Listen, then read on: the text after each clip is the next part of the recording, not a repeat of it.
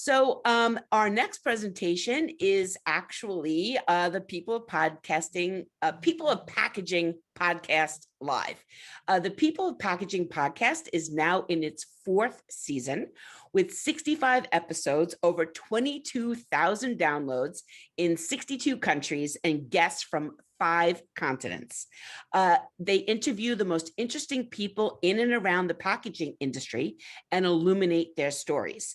Adam Peake is the host of one of the hosts of the People of Packaging podcast. As a consultative sales professional with over 14 years in the industry, Adam helps companies connect with their customers through printed packaging. He has cultivated a vast and expansive network through the People of Packaging podcast, his LinkedIn page, Packaging Tips newsletter, which I am a subscriber of and highly recommend, his daily interactions with packaging professionals, and more. On a personal note, he is the father of 5. I said 10, sorry, Adam, 5. Married to his high school crush. He loves basketball, hip hop, Jesus. He's a pastor. He loves whiskey, sneakers, and a really engaging book. Kirk Visola is the founder and creative director of Mind the Font. He loves simple and clean design, great coffee, delicious cocktails, and taking long walks through his favorite video games. He is a creator and conceptor, passionate about every job he does, using his amazing set of skills to help companies and brands, including Old Navy, Mike's Hard Lemonade, Ready Pack Foods, and E&G Gallo Winery, achieve packaging greatness. I'm honored to have both of these packaging pros join us tonight at Project Peacock. Adam and Kirk are going to be discussing the 5 stages of packaging design. If you have any questions, please post them in the chat and we'll answer as many as we can before the next presentation. There is also a People of Packaging podcast booth to visit on the platform. So pop your questions in there if we don't get to them. And you can also start a chat with Adam and Kirk by clicking on networking and finding their profiles. Without further ado, the People of Packaging podcast, hosted by Adam Peake with guest Kirk Visola. Thanks, Deb. That was fun. I don't know that I've ever transitioned from like, here's a quote by Charles Darwin. Now let's kick it to the Southern Baptist and hear what he has to say. I'm super. That was awesome, Daniel. It was. I learned a ton. I love augmented reality. I don't know if you've seen the recent one from 19 Crimes, Kirk, where you can ask Snoop Dogg. Yeah, you can ask Snoop a question. I think that's fantastic. That's great. And to the point about unboxing videos, I looked this up the other day with my kids because, like Deb said, I have 5 of them. And yeah, you got your starting 5 for your basketball team, so that's perfect. But I didn't realize this. So Ryan's World, that kid, he's like 9. He's worth 120 million United States dollars. That's like 2 Bitcoin, Kirk. Yeah, he's kind of set. He's as long as he doesn't get into as long as his parents will continue to be honest and treat him well and respect him, I think he's going to be fine, because sometimes it doesn't happen. Yeah, and, and it's great because all he was doing, but he was one of the first people to do it. Like, right. I want to open these toys on camera, and it's just engaging, and it's like he's showing his excitement, and it's something he loves to do, and he's great at. And basically, it's him following his passion of being a kid and opening packaging and presents. It's pretty dope. Pretty wild. I can't hate on him. Man. It's no. I mean, the fact that he's a kid doesn't mean that I can't hate on him. It's just he seems like he has his head in the right place.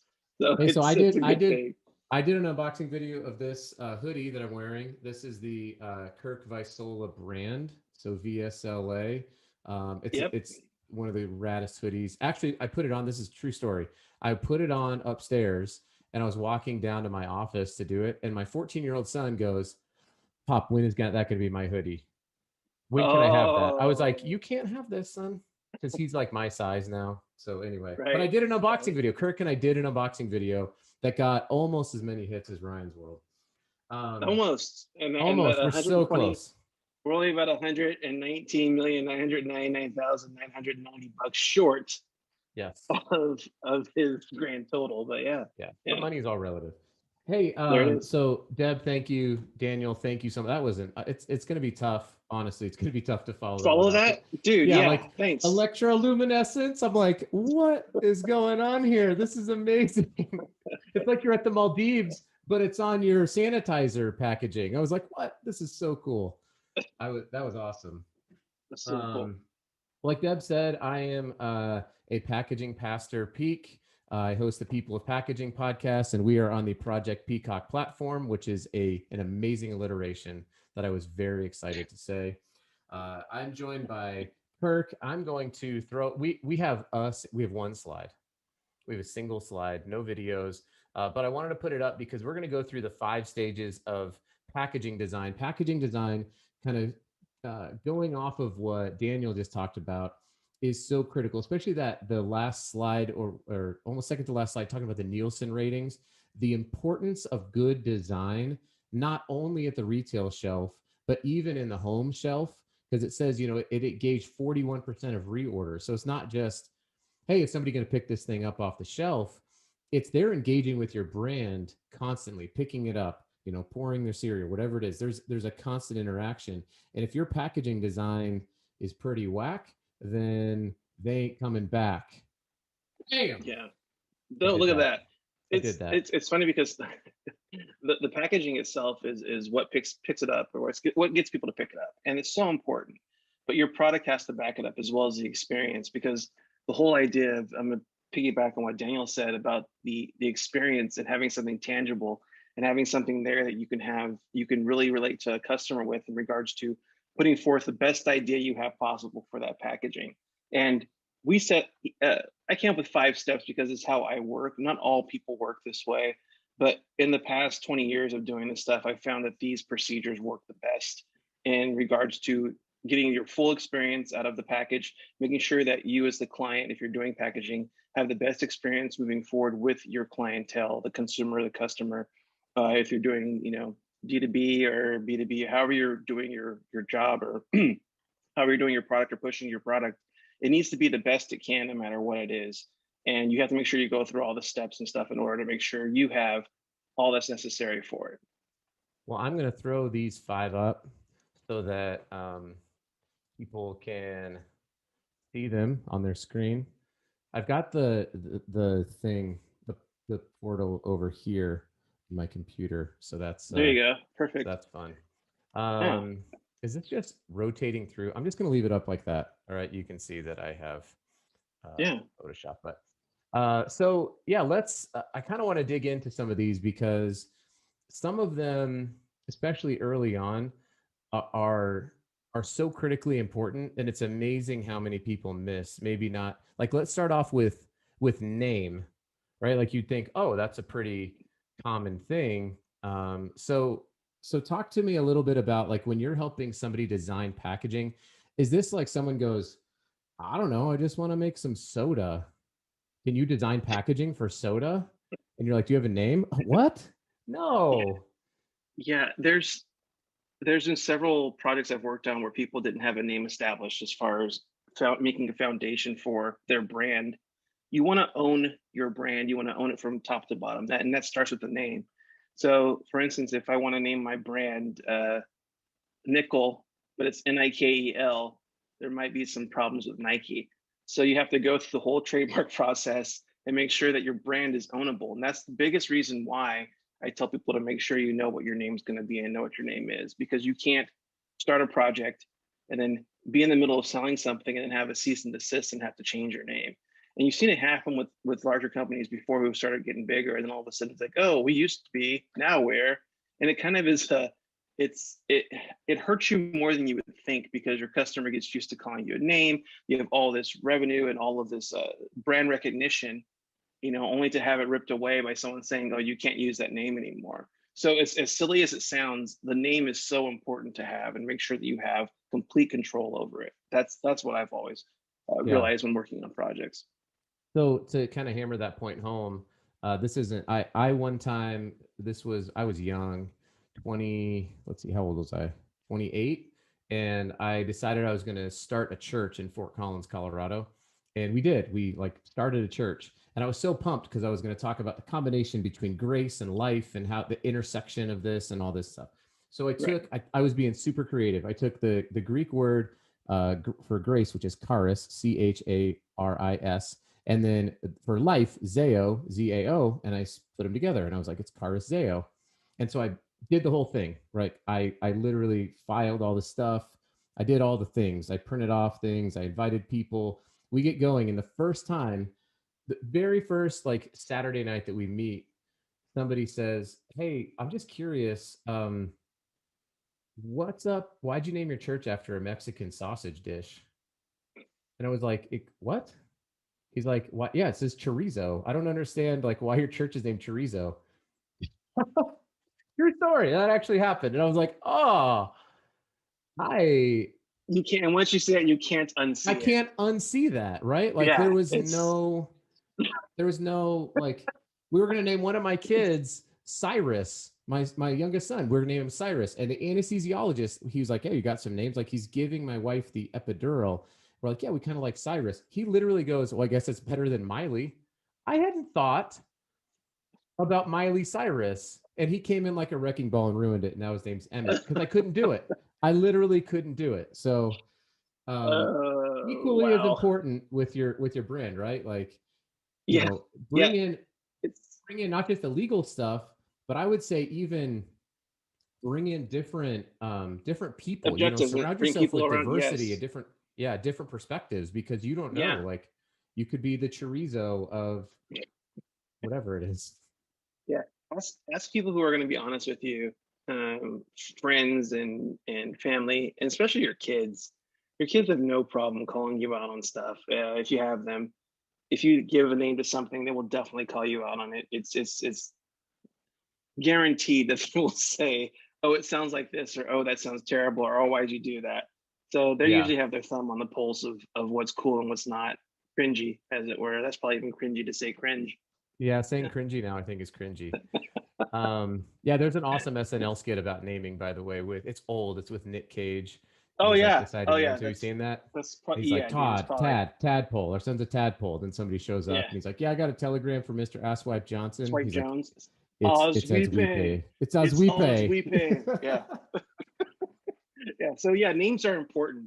Yes. Yeah, and it's really cool. And to move on for product, that's the next step. People will not have a product and they'll just think, oh, okay, well, I want to do this, and they don't have a specific product. And I've worked a lot in the food and beverage industry, and there's been times where people have been making stuff out of their kitchen, and that's great. But you really need to think about how you're going to move it from the kitchen to be produced on a mass scale. So you need a co-manufacturer, you need a co-packer, and then make sure that those two jibe to be able to produce on a massive scale and still get the same quality you have. It's never too early to start thinking bigger. Even when you're starting off, you should always think like, what's the next step? And that's kind of the entrepreneurial thing. Like, what am I going to do next? Not what I'm working on now, of course, but you need to have a goal and a vision. And having a product is part of that. So name and a product are so important to move things forward and to get the ball rolling. And I can Camille, go ahead. sorry, Camille's going to talk about this in the next session, so everybody needs to Yeah, hang on for that as yeah. well. So you get to deal with our cheesy pop culture references, and then you get to it's like there's a sandwich of like really Right. great content. Yeah, we're like the like, what is it called? The Vegemite liverwurst middle between two nice slices of Yeah, sourdough. yeah, we'll So go you with guys that. just peel off the outside and take what you want, get to the middle if it's necessary. But when it comes to product and packaging, I can't hammer this point home enough with people when they're looking at developing packaging. It's so important to have a product because the chief goal of packaging is, does it protect the product? Yes. Um, that is, I mean, that is number one. The preeminent is the most sustainable thing. It is the best thing for your brand. Nobody likes getting stuff showing up at their house all smashed. Nobody's going to buy things. Your product returns will go up. Your brand equity is going to go down. You have Mhm. to design and engage. I would even say at this point, not just talking about like graphic packaging design, but engage somebody like Camille, who's a packaging engineer. Specialist. Engage them Yeah. early. Hmm. Yeah, because there's things that can go in pouches hot as opposed to cold, or how they're supposed to be filled. And there's tons of people in the industry that can help you with this. But all I know is that you need to make sure you have the means to produce it. Like right now, there's a can shortage, right? Aluminum can shortage, which is real. And I know a lot of people who are trying to do RTDs right now, and they can't because they don't have the cans. And it's something that's happened throughout COVID, and a lot of people are trying to do new things now, but you can't really work on that now. And so you're going to go. They're going to supply the Pepsis and Cokes of the world before they supply, the TED talking Adam Peaks of the world with their run of 5,000 cans, right? So those are just things you have to really think about when putting together your packaging, actually getting it out on the shelves and getting it out to the public. Indeed. So we got our name, we got our product. Talk to us a little bit about the strategy when it comes to packaging design. Is this where you really dig in with your clients and start to take the name and the product and say, okay, well, how are we going to grow? How are we going to scale? Is this where that is? Or is this where the brand comes in? Talk to me a little bit about the strategy. Yeah, the brand strategy is, what does your brand stand for? What is the mission? What is the purpose? Who's your demographic? All the tangibles that go into making your product shine. Like, who are you trying to get to? For instance, I've had people come to me and say, I want you to design something for my brand, and they'll have a name and they'll have a product. And I say, well, what's your mission? What's your purpose? And I know you just want something cool. Well, people can see through that. There's so much out there now. People will see right through the BS of having something that you think works well and something that's cool when there's no story behind it, where there's no heart, where there's no flavor. This is where the heart comes into your brand. This is where the love comes into your brand. This is where you figure out exactly what your brand is and who you want to speak to and what your mission is. And that's what the brand strategy is. And a lot of times people do a deep delve and deep dive into what your company stands for. They'll ask you certain questions like, okay, why did you start this company? If your company was this, why would you do this? And there's tons of brand strategists out there that do a really good job.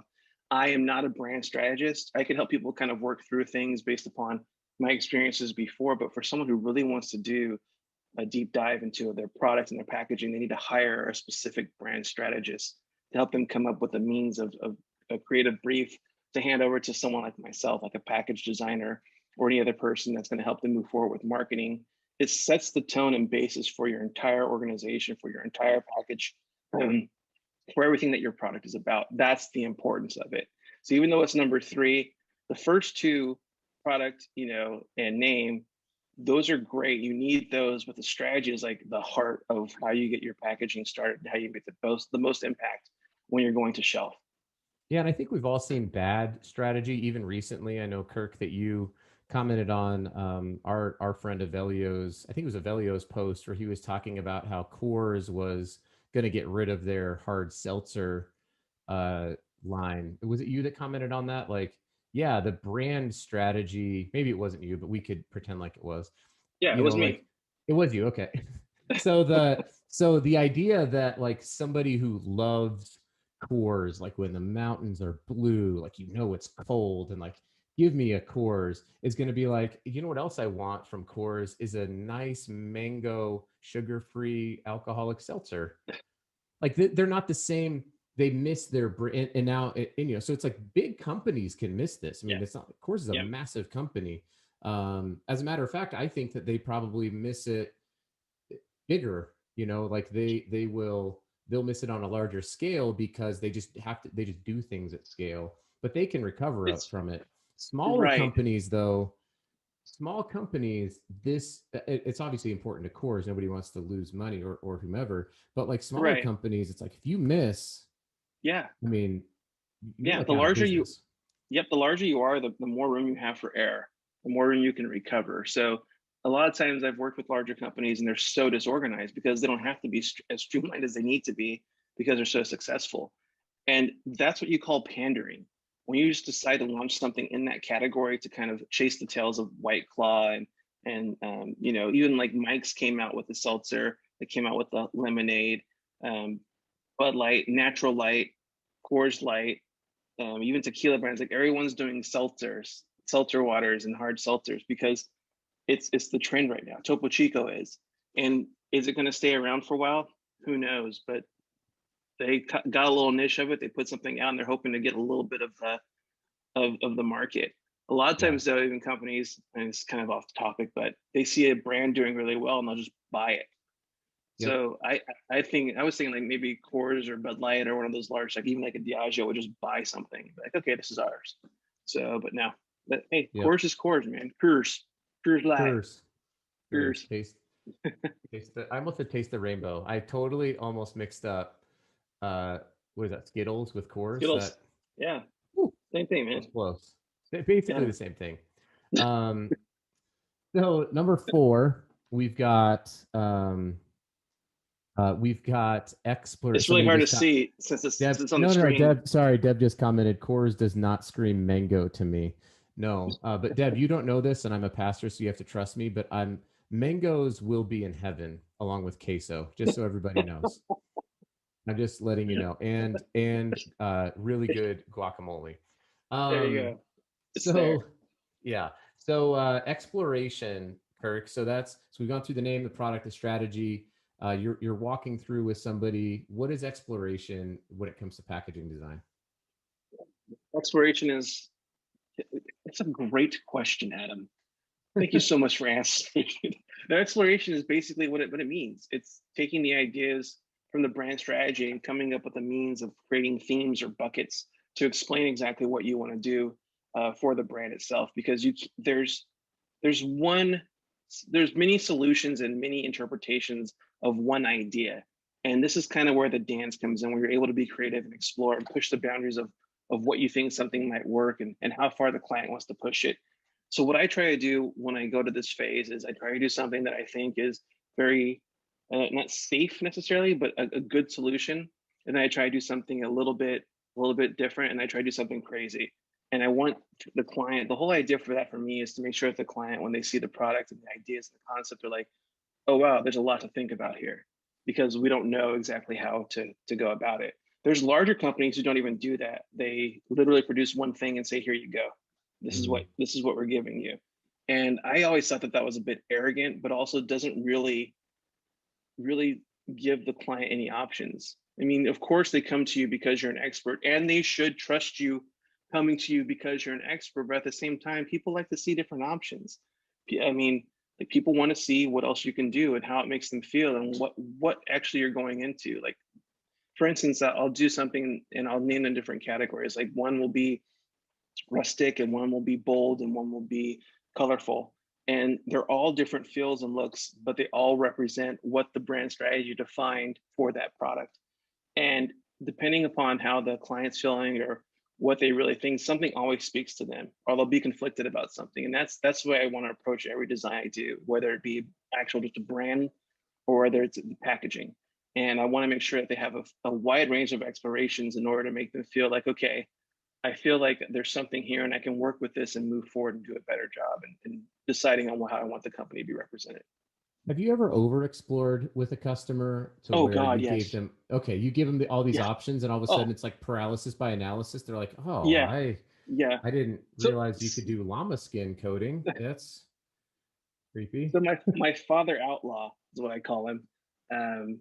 He was the creative services manager for E&J Gallo. He was like the vice president of creative services there. So he was the big boss.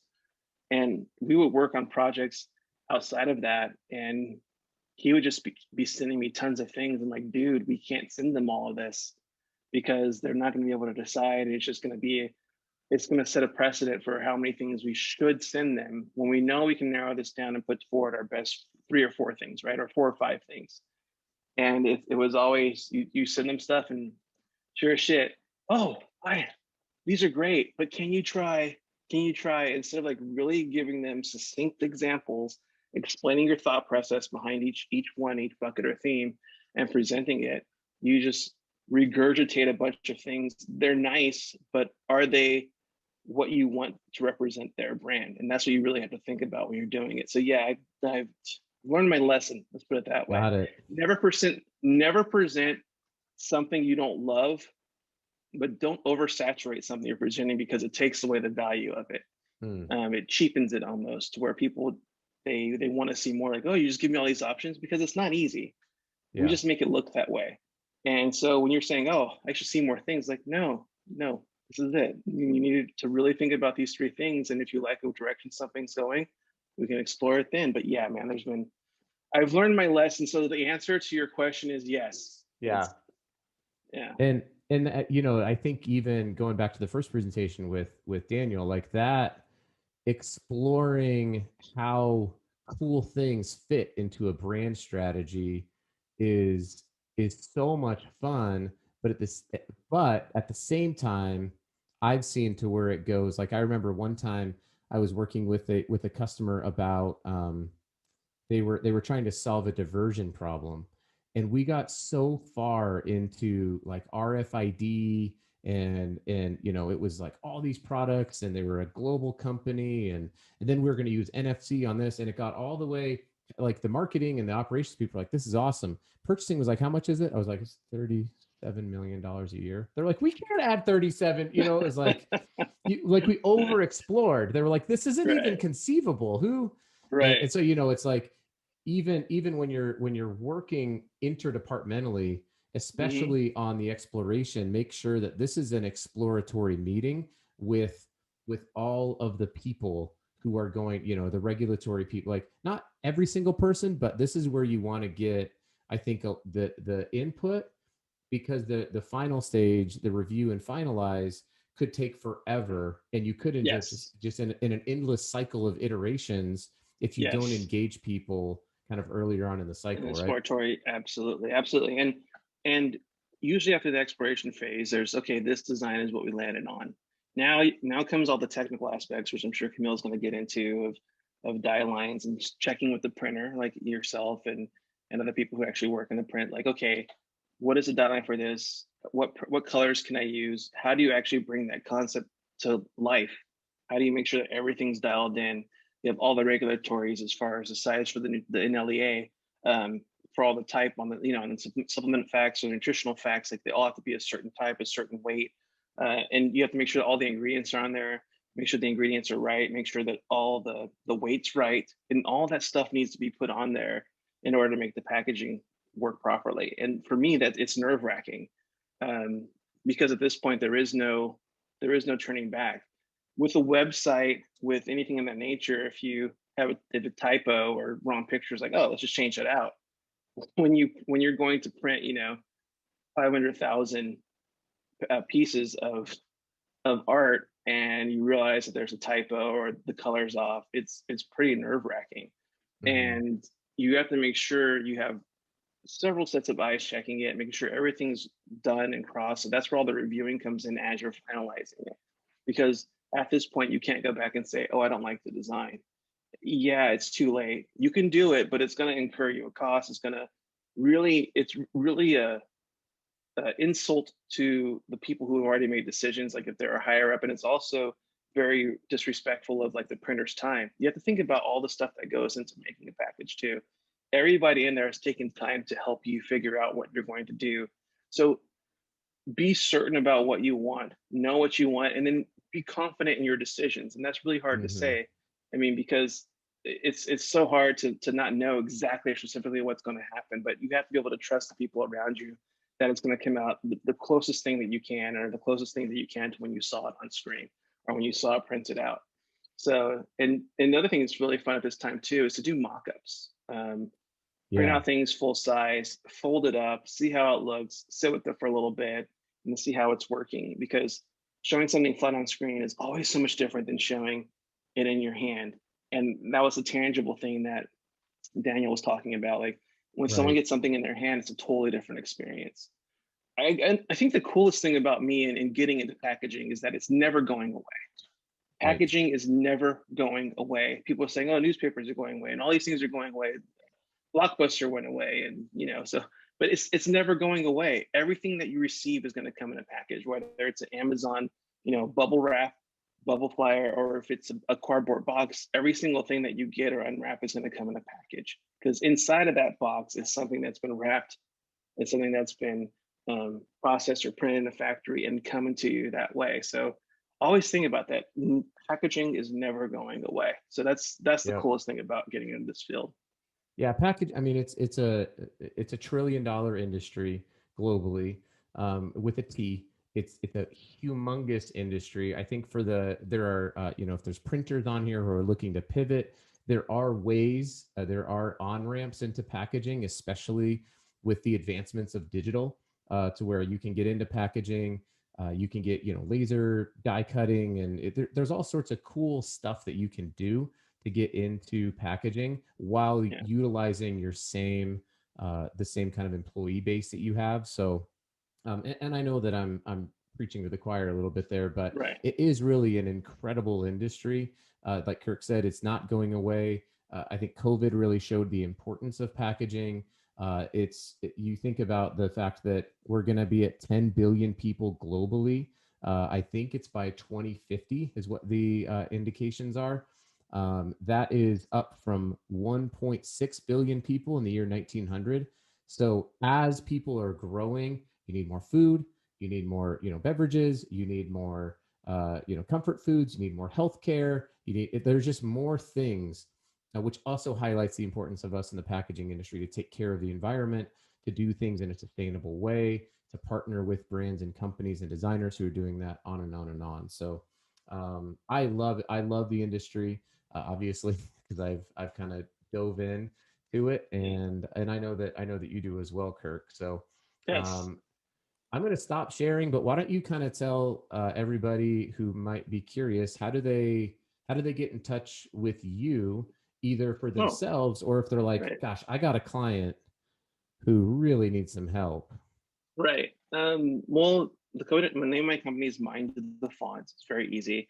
But if you really want to find me, just type in Kirk Visola or go to mindthefont.com. You can find me on LinkedIn. You can find me, just click in Kirk Visola, go to mindthefont.com, send me a note, and I'll be happy to get back to you. And I always love chatting with people and even just answering questions. It's really engaging for me because I like meeting people as much as I don't like people. I love meeting new people. It's kind of a funny thing. Like, I like to spend time with people I like. And if you're going to email me and take the time to send a note, I'll most definitely take time to send it back. This is the thing that I'm kind of really bad about, is I have to respond to people in the LinkedIn who send me stuff, because I feel like I need to say no thank you at least. I even had a thing typed out that's like, currently I'm unavailable to have anything happening, but if something changes, please I'll let you know. And now I'm at the point where I just don't have time, because you get inundated with them. So I try my hardest to actually, if you send a message that is a true message, I will try my hardest to get back to you to make sure that you don't feel left out. Yeah, no doubt. And similarly for me, you can find me on LinkedIn. I post there every day. I've got Adam podcast. Peake. Yeah, so I did that because of the stuff. Like, I would get all these requests, and I was like, I'll just put my legal first name is Edward, and so I was like, oh, I'll just put Adam Peake, and then that way I can kind of filter out, okay, who's just automating this and who's actually trying to reach out to me. But yeah, so just Adam Peake or Adam Peake, adampeake.com. It's got, if you want to watch my TED talk on packaging, that's on there. TEDx Salt Lake City talk on packaging is on there. It's got my calendar link, phone number, email. And even here on the Project Peacock, I would love to network with some folks. If you're like, well, where do we, how do we get help with regulatory? Where would we find mock-ups? How do I get a designer? Like somebody like Kirk. Where do I find a manufacturer? I'm here to help and to serve the packaging community. So, Deb, thanks for allowing this to happen and for inviting myself. Yeah, and me too. And I'm glad to be part of the live broadcast of People of Packaging. Yeah, this is really amazing.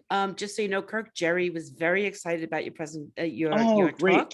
Yes, he was very happy about that. He left some. He was texting me as we were going along. Most of the comments, as you can see, Adam, are just accolades. Great repertoire between you guys. Great information. Thank you so much. Please check out the People of Packaging booth. Connect with Kirk and Adam on the platform, and it has their links to social media as well. And guys, thank you so much for your time. And I'm going to introduce Camille now. All right. See ya. Bye.